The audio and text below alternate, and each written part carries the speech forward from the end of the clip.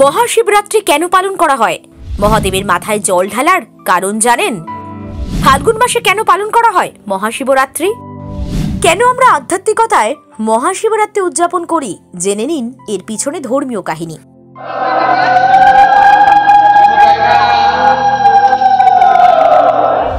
শিবরাত্রির পুণ্যতিথিতে ভক্তরা মেতে ওঠেন বাবা মহাদেবের আরাধনায়। শিবরাত্রির দিনে উপোস করেন তারা এবং শিব মন্দিরগুলোয় পুজো হয়। কেন শিবরাত্রি পালিত হয়?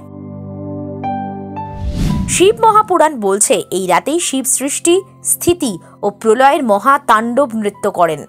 পৌরাণিক ধর্ম অনুসারে মহর্ষি বেদব্যাস দাপর যুগে শিবপুরাণকে 18টি ভাগে ভাগ করেন।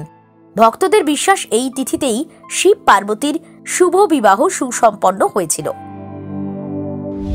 মহাশিবরাত্রির তাৎপর্য অনেকের কাছেই জানা, আবার অনেকের কাছেই অনেকটা কম জানা। সাধারণভাবে প্রতি মাসের কৃষ্ণপক্ষের চতুর্দশী তিথিতে শিবরাত্রি পালিত হয়, কিন্তু ফাল্গুন মাসের শিবরাত্রি মহাশিবরাত্রি।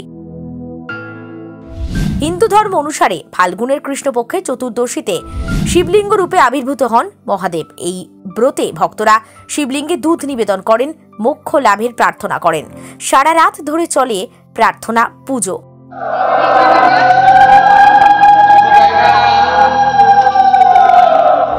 শিবলিঙ্গকে স্নান করানোর জন্য মূলত গঙ্গাজল বা গঙ্গাজল মেশানো সাধারণ জল ব্যবহার করা হয়।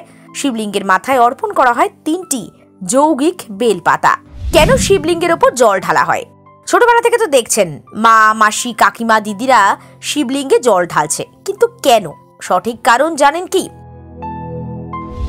এখানে বলে রাখা দরকার, এই আসল বা সঠিক এই শব্দগুলো ধর্মীয় তত্ত্বে অনেকটাই বিশ্বাসের ওপর কাজ করে, তাই সবসময় যুক্তি দিয়ে এর ব্যাখ্যা হয়তো পাবেন না। পুরাণ বলছে দেবতা এবং অসুররা যখন অমৃত পাওয়ার জন্য সাগর মন্থন করতে শুরু করে, সেখান থেকে ওঠে বিষ বা হলাহল।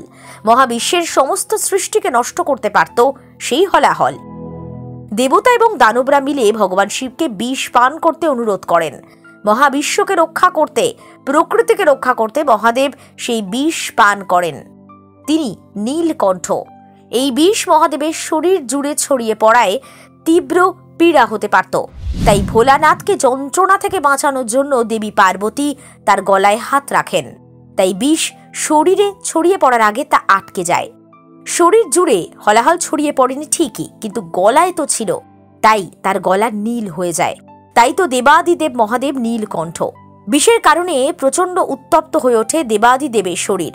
তাই সেই দেহ ঠান্ডা রাখতে ভগবান বিষ্ণু দেবতাদের নির্দেশ দেন শিবের মাথায় জল ঢালতে। ভক্তদের সেই বিশ্বাস আজও চলে আসছে। এমনিতে শিব ঠাকুর একটি বেল পাতাতেই তুষ্ট। তাকে শুধু বাতাসা বেলপাতা মাথায় জল ঢেলে বা দুধ দিয়ে স্নান করিয়ে প্রার্থনা করার মধ্যেই তার করুণা লাভ করা যায়, এমনটাই মনে করা হয়। মহাশিবরাত্রি সকলের ভালো কাটুক এবং ঈশ্বরের কৃপা লাভ করুন ভক্তরা, এই প্রার্থনাই রইল। সাজবেলা ডিজিটাল, সফল হোক স্বপ্নের।